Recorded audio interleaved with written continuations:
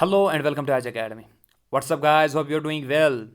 तो आपको पता है हम टैक्सेशन या टैक्स स्ट्रक्चर इंडिया कर रहे हैं, जिसमें हमने पहले लेक्चर में क्या किया था, direct tax. Okay, second lecture में हमने किया था उसी का दूसरा पहलू, इनडायरेक्ट टैक्स। उसके साथ साथ हमने गुड्स और सर्विस टैक्स भी किया था। ठीक है, गुड्स एंड सर्विस टैक्स। आज जो हम करने वाले हैं कुछ मिसलिनियस टॉपिक्स, जिसके हम हर बार टॉपिक के आखिर में कुछ छोटे छोटे टॉपिक्स जो हम मेजर टॉपिक में कवर नहीं कर पाते हैं, वही हम करते हैं मिसलिनियस टॉपिक में। ठीक है, आज हम टैक्सेशन के कुछ मिसलिनियस टॉपिक करेंगे, छोटे छोटे टॉपिक्स। तो without wasting your time, let us begin. सबसे पहला टॉपिक जो मुझे यहाँ पे नजर आ रहा है वो है टैक्स इलास्टिसिटी क्या चीज़ होती है और टैक्स बुयोंसी क्या होती है। टैक्स इलास्टिसिटी क्या होती है, टैक्स बुयोंसी होती है। ठीक है, देखो आप टैक्स इलास्टिसिटी क्या चीज़ होती है। टैक्स इलास्टिसिटी में हम देखते हैं कि टैक्स रेवेन्यू कलेक्शन यानी टैक्स की इनकम, टोटल इनकम जो टैक्स से आती है वो कितनी चेंज हो गई, लेकिन किसके कंपेयर में चेंज किस वजह से हो गई, due to change in tax rate. Due to change in tax rate बढ़ाने या घटाने से अब रेवेन्यू कलेक्शन में क्या हो गया, वो बढ़ गया या कम हो गया, उसको हम कहते हैं टैक्स इलास्टिसिटी। ठीक है, टैक्स रेवेन्यू बढ़ाने, टैक्स रेट बढ़ाने या घटाने से टैक्स रेवेन्यू कलेक्शन में क्या होगा, उसमें क्या चेंज आएगी, उसको कहते हैं टैक्स इलास्टिसिटी। अगर हम इसको फॉर्मूला के तौर पर लिखेंगे तो ऐसा आएगा, चेंज इन टैक्स रेवेन्यू कितना चेंज हो गया divide by change in tax rate. ये चेंज किसके कंपेयर में करनी है हमें, टैक्स रेट। ठीक है, वो होती है टैक्स इलास्टिसिटी, कि टैक्स रेट बढ़ाने या घटाने से टैक्स रेवेन्यू कलेक्शन में क्या होगा, वो ज्यादा होगा या कम होगा, उसको हम कहते हैं टैक्स इलास्टिसिटी। दूसरा होता है टैक्स बुयोंसी। टैक्स बुयोंसी में हम क्या देखते हैं, इसमें भी हम देखते हैं कि टैक्स रेवेन्यू कलेक्शन में क्या चेंज आ गई, जैसे हम टैक्स इलास्टिसिटी में देखते हैं। इसमें भी वही देखते हैं कि टैक्स रेवेन्यू कलेक्शन में क्या चेंज आ गई, लेकिन इधर क्या है, due to change in GDP. GDP number change होने जब होते हैं तो उसको कंपेयर करते हैं हम कि जीडीपी कितना चेंज हो गया, तो उसके कंपेरेटिवली अब टैक्स रेवेन्यू कलेक्शन में क्या चेंज आ गई, उसको हम कहते हैं टैक्स बुयोंसी। ठीक है, टैक्स इलास्टिसिटी और टैक्स बुयोंसी, फर्क इतना है, टैक्स इलास्टिसिटी में हम कंपेयर करते हैं कि जीडीपी ये टैक्स रेवेन्यू कलेक्शन कितना चेंज हो गया due to change in tax rate, लेकिन टैक्स बुयोंसी हम देखते हैं कि टैक्स रेवेन्यू कलेक्शन कितना चेंज हो गया due to change in GDP. Okay, ये फर्क है दोनों में, बाकी और कोई फर्क नहीं है। इधर क्या आएगा फिर formula, change in tax revenue जैसे इधर था ऊपर सेम है। ठीक है, लेकिन due to change in GDP, GDP numbers change होने से कितना टैक्स रेवेन्यू कलेक्शन में चेंज हो गया, वो होता है टैक्स बुयोंसी। ओके, होप आपको ये दो चीजें समझ आएगी। हो सकता है डायरेक्टली फॉर्मूला आए या डायरेक्टली पूछ ले, ठीक है, तो आपको आना चाहिए। तो let's move to next topic. यहाँ पे है, ये प्रोबेबली इसमें क्वेश्चन आएगा, वो है लेफर करो। क्या है, लेफर करो। देखो लेफर करो क्या दिखा, ये करो है जो आर्थर लेफर ने दी थी। ये करो हमें रिलेशनशिप दिखाती है टैक्स रेवेन्यू कलेक्टेड और टैक्स रेट में, जैसे हम अभी बात कर रहे थे ना टैक्स बुयोंसी में, टैक्स इलास्टिसिटी में, उसमें हम देखते हैं कि टैक्स रेवेन्यू कलेक्शन में क्या चेंज आ गई due to change in tax rate. Laffer करो वही अब दिखाती है, टैक्स इलास्टिसिटी ही दिखाती है, यानी लेपर करो हमें दिखाती है रिलेशनशिप, एक रिलेशन फाइंड आउट करती है between tax revenue collected and tax rate. ठीक है, टैक्स रेवेन्यू कलेक्टेड कितना हो गया due to change in tax rate, tax rate बढ़ाने या घटाने से टैक्स रेवेन्यू कलेक्शन में क्या होगा, वो दिखाती है लेफर करो। आपको डायरेक्टली कल पूछा जाएगा, a curve that represents or sustains relationship between tax revenue collected and tax rate and respect to tax rate is called as Phillips करो, लेफर करो, और बहुत सारे करो आएंगे वहां पे, तो आपको क्या मार्क करना है, लेफर करो। हाँ लेफर करो। लेफर करो इज अ करो that represents the relationship between the tax revenue and tax rate. Okay, देखो ये एक ऐसी करो होती है, देखो हम ड्रा करेंगे लेफर करो। ठीक है, इधर होता है tax rate, T R, tax rate नीचे होता है। ठीक है, और यहाँ से टैक्स इनकम या टैक्स रेवेन्यू। ठीक है, टैक्स रेट और यहाँ से टैक्स, एक्स एक्सिस से टैक्स रेट और वाई एक्सिस से टैक्स इनकम यानी टैक्स रेवेन्यू। हम क्या देखते हैं, जितना हम टैक्स रेट बढ़ाते जाएंगे बढ़ाते जाएंगे बढ़ाते जाएंगे बढ़ाते जाएंगे, उतना उतना टैक्स रेवेन्यू कलेक्शन ज़्यादा ज़्यादा हो जाता है। ठीक है, क्योंकि हम टैक्स रेवेन्यू रेट बढ़ाते हैं तो ज़्यादा टैक्स आएगा ना। पहले हम अगर फॉर एग्जांपल 5% लगाते थे, अब 7% लगाया है। कुछ 7% तो अब ज़्यादा टैक्स आएगा ना, सीधी सी बात है, इनकम ज़्यादा आएगी। लेकिन टैक्स रेवेन्यू रेट बढ़ाते बढ़ाते एक पॉइंट आता है यहाँ पे, जहाँ पर जो टैक्स रेवेन्यू होता है वो मैक्सिमम होता है। ठीक है, क्या होता है? मैक्सिमम होता है। इसके आगे अगर आप टैक्स रेट यहां से बढ़ाते जाओ तो क्या होता है? टैक्स रेवेन्यू डिक्रीज होता है। टैक्स रेवेन्यू डिक्रीज होता है। क्या होता है? डिक्रीज होता है। पहले पहले आप टैक्स रेट बढ़ाओ, लेकिन एक पॉइंट आता है जहां पे टैक्स रेवेन्यू मैक्सिमम होता है, टैक्स रेवेन्यू कलेक्शन या टैक्स इनकम मैक्सिमम होती है।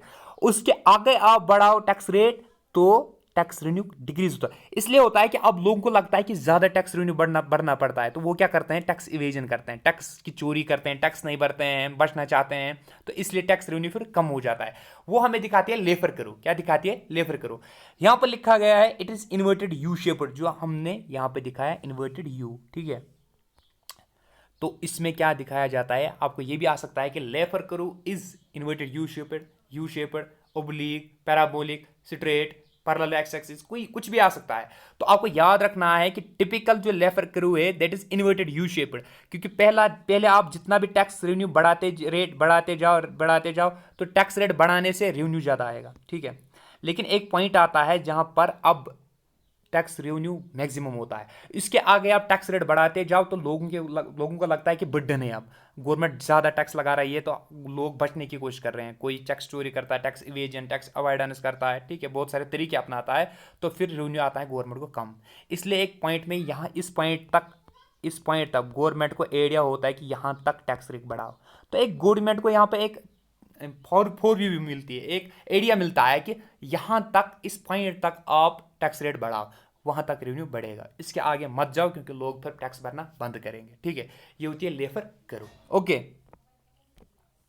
मैं बात कर रहा था लेफर करो की। वहां मैंने बोला कि जब मैक्सिमम पॉइंट पे आएगी तो वहां पे आपको लगेगा कि टैक्स रेवेन्यू करेक्शन सबसे ज्यादा हो रहा है, उसके आगे आप टैक्स रेट मत बढ़ाओ। आप टैक्स रेट बढ़ाओगे तो लोग टैक्स देना बंद करेंगे, कि क्योंकि टैक्स रेट बहुत ज्यादा बढ़ेगी। ठीक है, क्योंकि वो दो तरीके अपनाते हैं, टैक्स इवेजन और टैक्स अवॉइडेंस। अब हमें जानना है टैक्स इवेजन क्या होता है, ओके, और टैक्स अवॉइडेंस क्या होती है। ठीक है, टैक्स इवेजन क्या होता है, टैक्स अवॉइडेंस क्या होती है। ओके,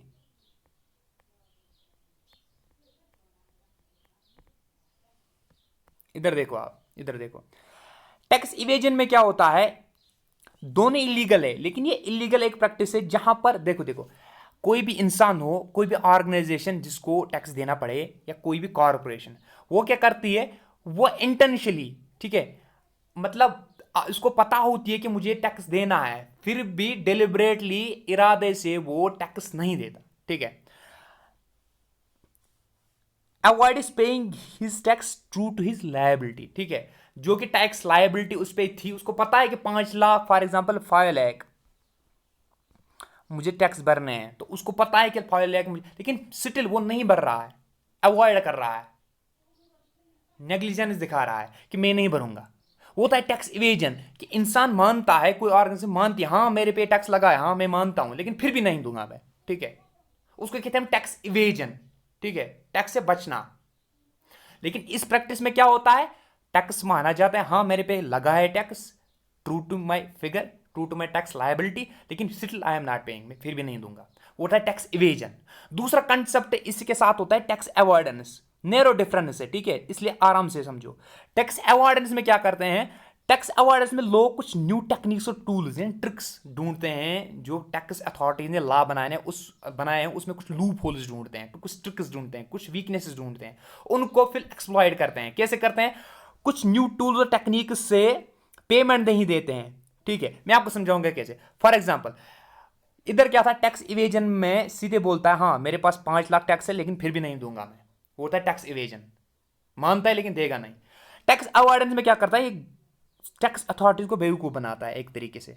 ठीक है, ऐसे तरीके करता है, ऐसे टेक्निक्स करता है जिससे लगे कि इस पर टैक्स चढ़ता ही नहीं है। मैं आपको समझाऊंगा। फॉर एग्जाम्पल, किसके पास फॉर एग्जाम्पल 5 लाख है, ठीक है, हमें पता है कि 5 लाख पे 2.5 सॉरी 2.5 लाख से 5 लाख, उसको 5% टैक्स भरना पड़ता है। कितना? 5%।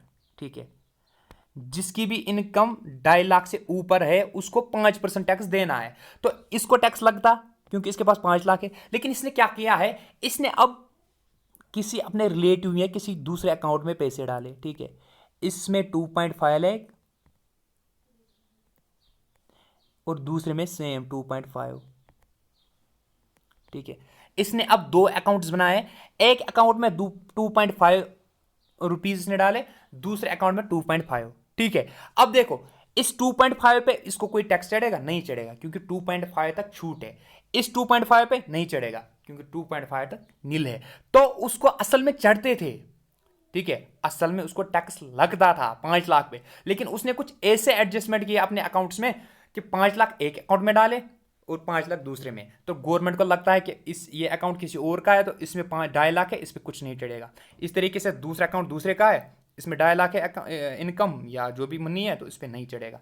तो मतलब उसने बेवकूफ़ बनाया है टैक्स अथॉरिटीज़ को, उसने कुछ एडजस्टमेंट अकाउंट्स किए हैं, ठीक है। इसको कहते हैं टैक्स अवॉइडेंस। यहां पर ये मानता नहीं है मेरी इनकम है, ये इधर सीधे बोलता था ठीक है मेरी इनकम है इतनी, हाँ मुझे टैक्स लगता है फिर भी नहीं दूंगा मैं। लेकिन यहाँ पर ये टैक्स अथॉरिटीज़ को फूल बनाता है इस तरीके से कि ये कुछ ट्रिक्स करता है जिस तरीके से कि टैक्स अथॉरिटीज़ को लगे कि इसमें इस पे इनकम या इस इनकम टैक्स या कोई भी टैक्स नहीं चढ़ता है। ये होता है टैक्स इवेजन और tax avoidance. Tax evasion illegal practice है, मानता है इंसान यहाँ पे मेरी जो टैक्स लायबिलिटी है फिर भी नहीं भरता है। लेकिन टैक्स अवॉइडेंस में ऐसे टेक्निक्स करता है कि इसे लगता है उसको कि मेरी टैक्स लायबिलिटी है ही नहीं, मुझ पे टैक्स चढ़ता नहीं है, लेकिन असल में उस पर चढ़ता है। तो ज़्यादा कौन होता है? ज़्यादातर ये लोग करते हैं, ठीक है, क्योंकि यहाँ पर गवर्नमेंट या टैक्स अथॉरिटी को डायरेक्टली पता चलता है इसके पास जो इनकम है, तो वो डायरेक्टली कुछ भी करके उसको टैक्स लेंगे। लेकिन यहाँ पर क्या करेंगे, यहाँ पर तो कुछ दिखाई नहीं दे रहा ना। ओके, तो hope you got it. Concept पे जो कि हमारा टैक्स हेवन, ठीक है, टैक्स का जन्नत, ठीक है। देखो टैक्स ये एक ऐसी कंट्री या कोई भी जियोग्राफिकल एरिया होता है जहां पर टैक्सेस बहुत कम होते हैं, या ऐसा भी हो सकता है कि हो ही नहीं कुछ, या बहुत कम टैक्स होते हैं मिनिमम, या जीरो कुछ होता ही नहीं है, ठीक है। या टैक्स बहुत कम होते हैं या जीरो टैक्स, उसको हम कहते हैं टैक्स हेवन। क्योंकि अपने पैसे यहां पे इस जियोग्राफिक टेरिटरी में लगाओ, ना कोई टैक्स लगेगा ना कुछ लगेगा, ये टैक्स की जन्नत है, ठीक है। आपको जितना भी लगाना है लगाओ, बेफिक्री से लगाओ, ठीक है। तो होता है टैक्स हेवन। तो कुछ एग्जांपल्स मैंने दिए हैं, बरमूडा, ठीक है, हांगकांग। लेकिन अगर आप देखोगे ना तो हर एक कंट्री मोर और लेस फॉरेन इन्वेस्टमेंट के लिए यहाँ पे टैक्स हेवन है। क्योंकि हर एक कंट्री चाहती है कि बाहर से कुछ पैसा मेरी कंट्री में आए, ठीक है, फॉरेक्स रिजर्व बैलेंस करने के लिए। तो चाहती है कि बाहर से कुछ पैसा मेरी कंट्री में आए। तो वो क्या करती है, बाहर वाले जो यहाँ पार्क करेंगे ना पैसे, यहाँ इनके बैंक में, इंडियन के बैंक में, ठीक है, तो इंडिया के बैंक में जो भी पैसा आएगा तो उस पर वो कम टैक्स लगाते हैं, सो देट कि बाहर वाले अपनी कंट्री से पैसा यहाँ पर डंप करे, ठीक है। और ऑलमोस्ट अगर आप देखोगे तो हर एक कंट्री टैक्स हेवन है दूसरी कंट्री के लिए, ठीक है, दूसरे कंट्री के लोगों के लिए।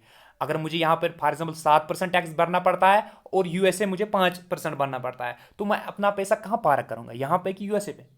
यूएसए में ऑब्वियसली 5% वहां पर टैक्स लगता है, तो वहां पर वो मेरा टैक्स हेवन है, लेकिन यहाँ पे नहीं है। इस तरीके से किसी और का यहाँ पे 5% भरना पड़ेगा, अपनी होम कंट्री में 7, तो उसके लिए ये टैक्स हेवन है। ये होता है टैक्स हेवन, यहाँ जहां पर आपको टैक्स बहुत कम भरना पड़े या नील भरना पड़े। ओके, इसके साथ साथ एक और कंसेप्ट आता है यहां पे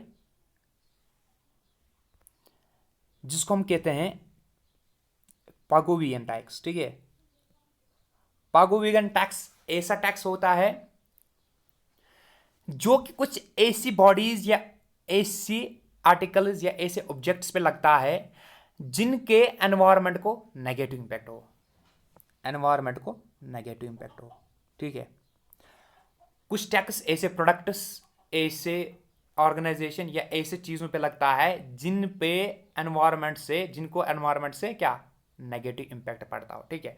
हो सकता है कोई ऐसी चीज आप कंज्यूम करते हो जिससे दूसरे लोगों को इंपैक्ट पड़ता है, या कोई ऐसी चीज आप बनाते हो जिससे एनवायरनमेंट को इंपैक्ट पड़ता है। तो एनवायरनमेंट को जो इंपैक्ट पड़ेगा ना उसके लिए हम उसको टैक्स लगाते हैं, जिसको हम कहते हैं पाइगोवियन टैक्स, ठीक है, पाइगोवियन टैक्स।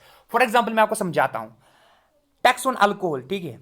आप अल्कोहल कंज्यूम करते हो तो आप एनवायरनमेंट का एक हिस्सा हो, you are a living organism, ठीक है, आप एनवायरनमेंट का हिस्सा हो, तो आप एनवायरनमेंट के एक हिस्से को क्या करते हो, उस पर नेगेटिव इंपैक्ट डालते हो, ठीक है, उस पर नेगेटिव इंपैक्ट डालते हो। अगर उस पर आप नेगेटिव इंपैक्ट डालते हो तो मतलब आप पे टैक्स लगेगा। कौन सा टैक्स?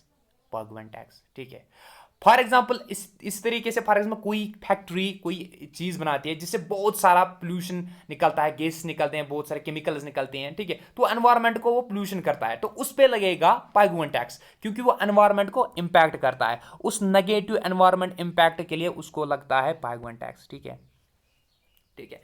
एक टाइप होता है सिंटैक्स का, जिसमें पहले बोल चुका था सिंटैक्स। सिंटैक्स ऐसे टैक्स, कुछ आर्टिकल्स होते हैं ऐसे जो हमारी सेहत के लिए हार्मफुल होते हैं या सोसाइटी के लिए हार्मफुल होते हैं, अल्कोहल, टोबैको, उन पे लगता है टैक्स, वो कहते हैं, उसको कहते हैं हम सिंटैक्स। अब सिंटैक्स का टाइप है एक, लेकिन जो मेजर पोर्शन होता है या जो मेजर टॉपिक है वो पाइगोन टैक्स है, ठीक है। वो टैक्स जो किसी भी बॉडी पे चढ़ता है या किसी भी ऑब्जेक्ट पे चढ़ता है, ठीक है, जिससे एनवायरनमेंट को इंपैक्ट हो, नेगेटिव इंपैक्ट हो, ठीक है, तो उसको हम कहते हैं पाइगवन टैक्स। उसी का एक सब टाइप है सिंटैक्स। सिंटैक्स भी ऐसे चीजों पे लगता है जो कि हार्मफुल हो एक एनवायरनमेंट, एक सोसाइटी के लिए। ओके, इसी के साथ एक और टैक्स होता है। ये बेसिकली दो टाइप्स ऑफ टैक्स होते हैं, एक होता है एड वैलोरम टैक्स और दूसरा होता है स्पेसिफिक टैक्स। हम जानेंगे कि एड वैलोरम टैक्स क्या होता है और स्पेसिफिक टैक्स क्या होता है। देखो, एड वैलोरम टैक्स, ये वैल्यू आप देखो वैलोरम, ठीक है, ये किस पे लगता है? ये एक आइटम के वैल्यू पे लगता है। अगर कोई भी टैक्स आइटम के वैल्यू पे लगेगा, ना कि उसके क्वांटिटी, साइज या वेट पे, ठीक है, जो भी टैक्स आइटम के वैल्यू पे लगेगा, उसकी इंट्रिंसिक जो वैल्यू होती है उस पे लगेगा, ना कि उसके क्वांटिटी, साइज, वेट पे, उसको कहते हैं एड वैलोरम टैक्स, ठीक है, एड वैलोरम। फॉर एग्जांपल आप जीएसटी की बात करो, ठीक है, जीएसटी की।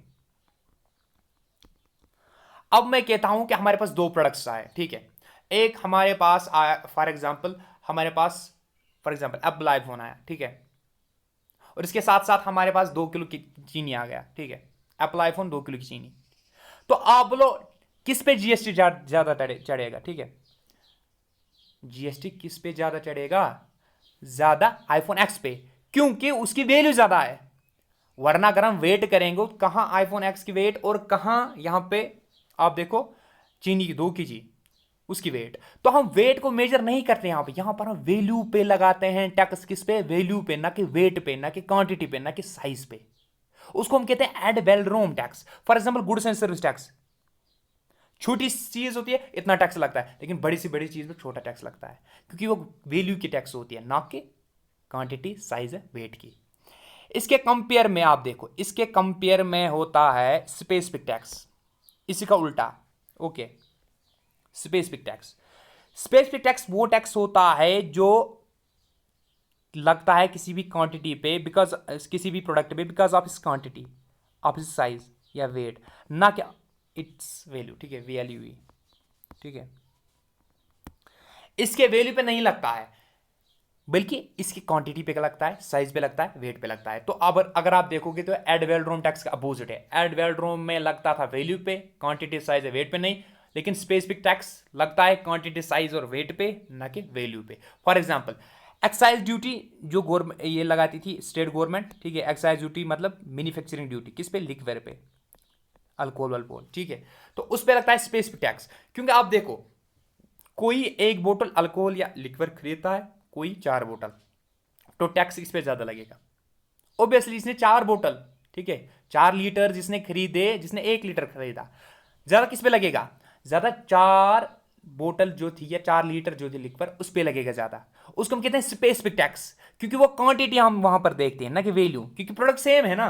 अब वैल्यू कैसे देखोगे? ये भी तो अल्कोहल है, ये भी अल्कोहल है, वैल्यू कैसे देखोगे? वैल्यू तो सेम है। इसमें हम क्या देखते हैं? क्वांटिटी देखते हैं। क्या देखते हैं? क्वांटिटी, कि अगर ये 4 बोतल है तो उस पर क्वांटिटी पे लगेगा, अगर ये 5 बोतल है तो इस पे ज्यादा लगेगा। तो वहां पर हम देखते हैं क्वांटिटी या वेट या साइज, वो होता है स्पेसिफिक टैक्स। एड वैलोरम और स्पेसिफिक टैक्स, ये दो तरह के टैक्स होते हैं।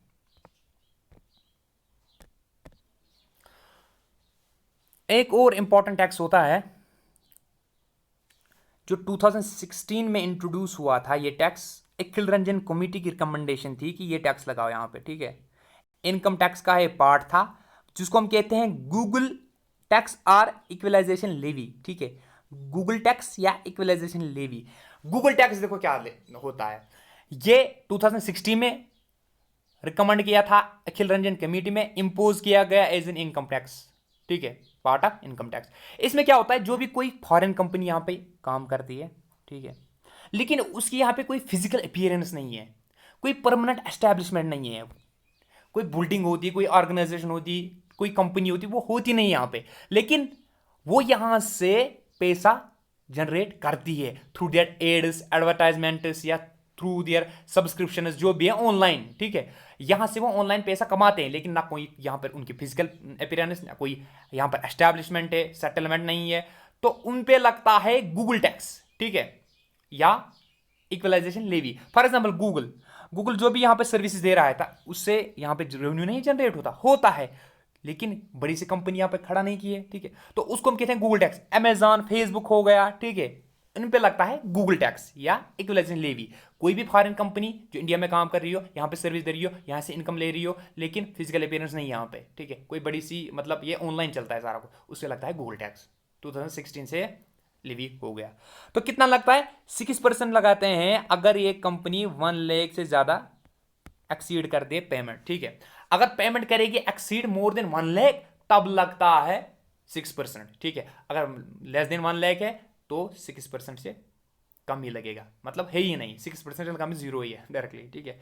एक्सीड अगर 1 लाख एक ईयर में पेमेंट होती है तो 6% लगता है, बिलो 1 ईयर तो नहीं लगता कुछ, ठीक है। ये होता है गूगल टैक्स और इक्वलाइजेशन लेवी। अब हम आते हैं अपने लास्ट टॉपिक पे, जो कि ई वे बिल। इससे पहले भी मैं डिस्कस कर चुका हूं, बोलो किधर कर चुका हूं, जब मैंने आपको बेनिफिट्स ऑफ जीएसटी बोला था, वहां मैंने बोला था कि जो जीएसटी है, इससे जो ट्रांसपोर्ट है, गुड्स की मूवमेंट है, वो मतलब फ्री फ्लो हो गई।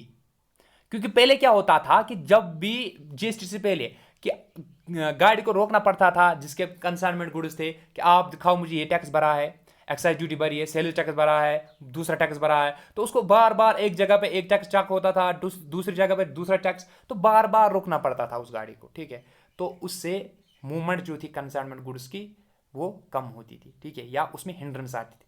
लेकिन अब ई वे बिल आ गया, किसकी वजह से, जीएसटी रिजीम की वजह से। जब से जीएसटी आ गया तब से ई वे बिल आ गया, क्योंकि ये क्या होता है, ये एक डॉक्यूमेंट होता है, ठीक है, एक डॉक्यूमेंट होता है, ये प्रिंट आउट भी हो सकता है, एक एसएमएस भी हो सकता है, एक मेल भी हो सकता है, कुछ भी हो सकता है, लेकिन डॉक्यूमेंट होता है, ठीक है।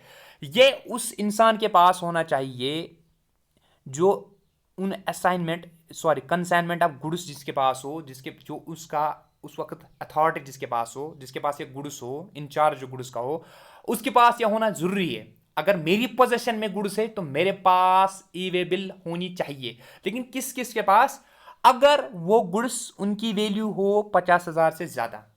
अगर मैं कोई गुड्स कैरी करता हूं 50,000 से ज्यादा, मैं एक ड्राइवर हूं, मैं गुड्स कैरी करता हूं 50,000 से ज्यादा, और मैं जाता हूं 10 किलोमीटर के बियॉन्ड, ठीक है, मतलब अगर मैं 10 किलोमीटर के अंडर जाता हूं, ठीक है, तो मुझे टेंशन नहीं है, मुझे भी ई वे बिल नहीं चाहिए। लेकिन अगर मेरे पास 50,000 से ज्यादा वर्थ के गुड्स हैं और मैं जाता हूं 10 किलोमीटर से बाहर, तो मुझे ई वे बिल साथ होनी ही चाहिए। इससे क्या हो गया, अब क्या, जहां पे भी आपको रोका जाएगा, जस्ट उस एसएमएस, उस प्रिंट आउट को दिखाओ, और बाकी कोई टैक्स नहीं आपको दिखाना है, क्योंकि सारे टैक्स ऑलरेडी जीएसटी में आ गए हैं। तो जीएसटी की वजह से ई वे बिल आ गई है, ई वे बिल दिखाओ, बाकी कोई टैक्स के लिए आपने रोकना नहीं है, ई वे बिल लेकिन कैरी करो।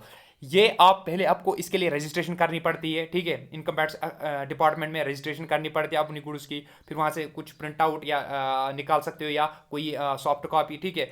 और इसकी जो वैल्यू ये होती है, क्या बोलते हैं उसको, टाइम पीरियड, तो एक दिन, ठीक है, एक दिन तक ये चलता है। अगर आपको 100 किलोमीटर से बियॉन्ड जाना है तो एक दिन का चलता है, ठीक है। ये होते ई वे बिल, ओके।